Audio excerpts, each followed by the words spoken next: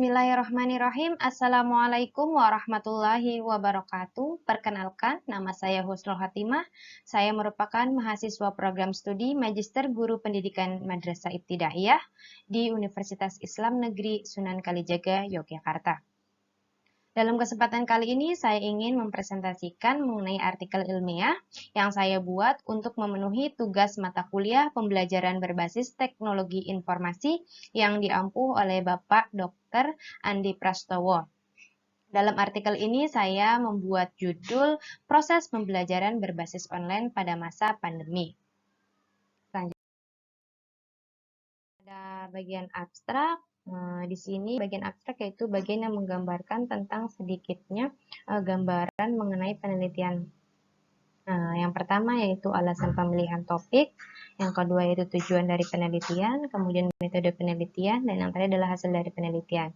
Dimulai dari adanya alasan pemilihan topik, mengapa saya mengambil topik tersebut, karena saya merasa bahwa topik tersebut yaitu topik yang sangat sedang eksis di kalangan masyarakat yang ditandai dengan pandemi COVID-19 yang kita tahu bahwa pandemi telah memberikan dampak pada beberapa sektor di kalangan masyarakat, terkhusus yaitu sektor pendidikan, di mana sektor pendidikan memiliki dampak yang secara signifikan. Hal tersebut ditandai dengan perubahan pembelajaran yang sekarang beralih menjadi online. Nah, dari situ saya memilih topik itu untuk memilih proses pembelajaran karena dirasa sangat cocok pada kondisi sekarang. Dan tetapi pada topik ini saya hanya membatasi pada proses pembelajaran online serta kelebihan dan kekurangan pada pembelajaran online saja. Kemudian penelitian ini bertujuan untuk menggambarkan proses pembelajaran berbasis online di masa pandemi COVID-19 yang selanjutnya yaitu metode yang digunakan adalah metode deskriptif, kualitatif deskriptif. Kemudian hasil penelitian yang dilakukan, hasil penelitian yang didapatkan yaitu proses pembelajaran online sudah lancar, tetapi dirasakan masih kurang efektif. Baiklah, yang selanjutnya yaitu pada pendahuluan saya membagi menjadi 3 topik. Yang pertama adalah latar belakang dan informasi mengenai mengapa metode pendidikan harus dilakukan secara online, kemudian definisi-definisi yang meliputi pembelajaran jarak jauh, kemudian e-learning dan media pembelajaran, serta yang terakhir adalah penggunaan platform atau aplikasi. Oke, baik, sebagaimana kita ketahui bahwa sejak diumumkan pemerintah mengenai pandemi COVID-19, dan juga sudah disahkan oleh Badan Kementerian Kesehatan Dunia bahwa COVID merupakan pandemi global yang memang dampaknya sangat terasa. Dampak COVID-19 telah membuat hampir seluruh sektor kehidupan masyarakat menjadi terganggu. Tak kecuali yaitu pada sektor pendidikan, di mana kita tahu bahwa pemerintah telah menetapkan bahwa pembelajaran yang tadinya dilakukan secara tatap muka sekarang beralih menjadi learning from home atau belajar dari rumah.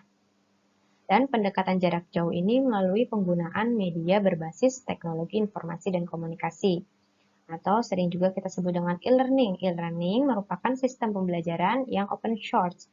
Sistem pembelajaran yang digunakan yaitu dengan aplikasi web yang dapat kita akses melalui internet. Teknologi informasi dan komunikasi ini menjadi teknologi yang tepat guna dengan fasilitas yang disediakan sehingga teknologi ini dapat diakses kapanpun, dimanapun, sehingga kita pun bisa melihatnya secara berulang-ulang. Kemudian teknologi informasi dan komunikasi ini menjadi salah satu alternatif yang dapat digunakan dalam membangun media pembelajaran yang menarik dan efektif.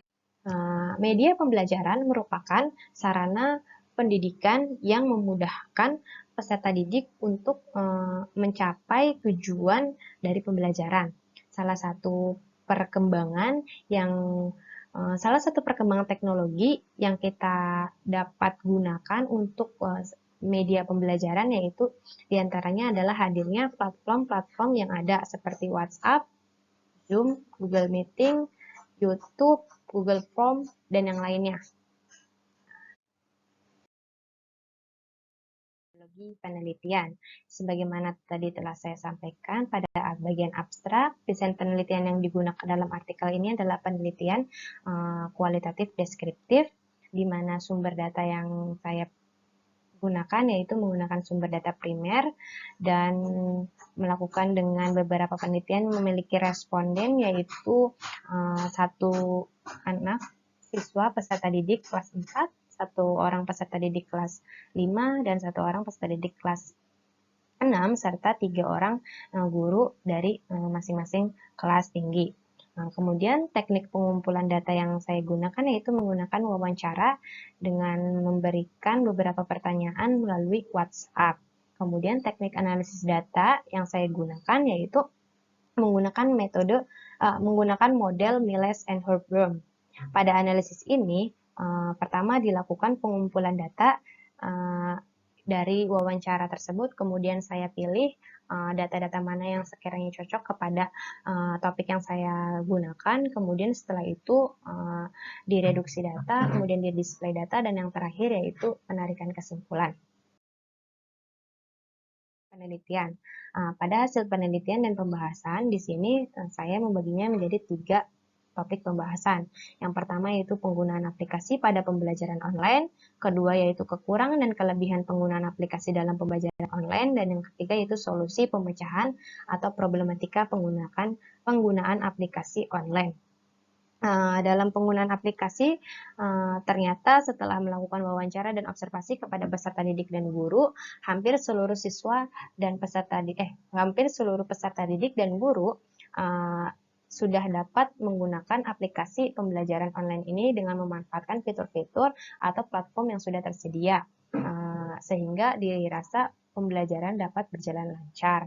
Akan tetapi, dalam proses pembelajarannya pasti memiliki kekurangan dan kelebihan, di mana kekurangannya yaitu yang pertama adalah kurangnya keterlibatan siswa, karena pembelajaran hanya dirasa berdasarkan satu arah saja, yaitu dari pendidik ke peserta didik.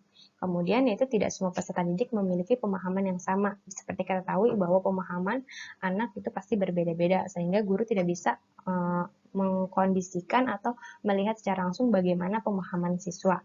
Nah, yang ketiga yaitu berkurangnya sosialisasi antara guru dan siswa. Ya tadi, kurangnya sosialisasi antara guru dan siswa, yang tadinya biasanya ketika pembelajaran di sekolah, siswa bisa bertanya langsung kepada guru, tetapi ketika pembelajaran di rumah sulit, sehingga komunikasi atau sosialisasi antara guru dan siswa menjadi renggang. Dan yang terakhir yaitu kurangnya fasilitas yang mendukung terkait pembelajaran online. Untuk di Darul Huda sendiri atau di sekolah yang saya teliti sendiri, kurangnya fasilitas yang mendukung terkait pembelajaran online ini adalah kurangnya fasilitas dari lembaga pendidikan yang mensupport pendidik untuk memberlakukan pembelajaran yang aktif. Contohnya yaitu pembelajaran Zoom yang hanya memiliki limit waktu 40 menit, sehingga dirasa kurang memberikan efek yang baik, sehingga pembelajaran jadi kurang kondusif gitu. Karena ketika pembelajaran tiba-tiba masih menjelaskan tapi layar sudah mati, karena ya tadi kendalanya pada waktu limit yang kurang. Kemudian selain kekurangan ada kelebihan. Kelebihan yang pertama yaitu pembelajaran lebih praktis. Kenapa lebih praktis? Karena pembelajaran lebih santai. Kemudian siswa yang biasanya ketika pembelajaran di sekolah ketika dikasih tugas harus langsung dikumpulkan, tetapi ketika pembelajaran berbasis online, siswa dapat sedikit kemudahan untuk memberikan pembelajaran yang misalnya dikasih waktu selama 24 jam. Kemudian fleksibel dan hemat waktu. Fleksibel di sini yaitu pembelajaran online dapat kita akses dimanapun. Bisa di rumah, di sekolah, dan yang di lain-lainnya dimanapun, dan hemat waktu sehingga peserta didik tidak perlu datang ke sekolah, sehingga waktu bisa menjadi lebih hemat. Yang selanjutnya yaitu teknologi dapat diakses dimanapun dan kapanpun. Seperti yang tadi, teknologi itu dapat diakses dimanapun dan kapanpun. Terlebih lagi pada saat ini teknologi sudah semakin canggih gitu. Kemudian yang terakhir adalah siswa dan guru dapat mengikuti perkembangan zaman. Dengan adanya atau dengan penggunaan aplikasi berbasis online ini, siswa dan guru dapat mengikuti perkembangan zaman, sehingga siswa dan guru tidak ketinggalan zaman atau biasa disebut dengan gaptek. Nah, yang selanjutnya itu solusi pemecahan problematika penggunaan aplikasi online. Solusi yang pertama yaitu membuat pembelajaran yang terencana. Maksudnya adalah di sini ketika pembelajaran tatap muka di sekolah, guru memiliki RPP. Tapi ketika pembelajaran daring, untuk di sekolah Darul Huda ini, guru tidak menggunakan RPP darurat, sehingga pembelajaran dirasa kurang efektif seperti itu. Sehingga solusinya yaitu membuat pembelajaran yang terencana. Misalnya berapa waktu yang pas untuk pembelajaran online sehingga anak dapat belajar dengan efektif. Kemudian memberi pembelajaran interaktif seperti yang tadi, karena pembelajaran hanya melalui satu arah saja, guru ke peserta didik, sehingga membuat pelajaran menjadi kurang berinteraktif, siswa tidak ada keterlibatan, sehingga di sini seharusnya guru memiliki pembelajaran-pembelajaran inovatif yang dapat memberikan pembelajaran yang inovatif atau efektif bagi peserta didik. Nah, contohnya yang dapat dilakukan adalah dengan pemberian kuis-kuis, sehingga peserta didik dapat lebih tertantang dalam pembelajarannya, karena setiap selesai pembelajaran akan diadakan kuis, dan kuis yang dapat diakses di sini yaitu bisa menggunakan aplikasi Quizizz, di mana aplikasi Quizizz ini menyediakan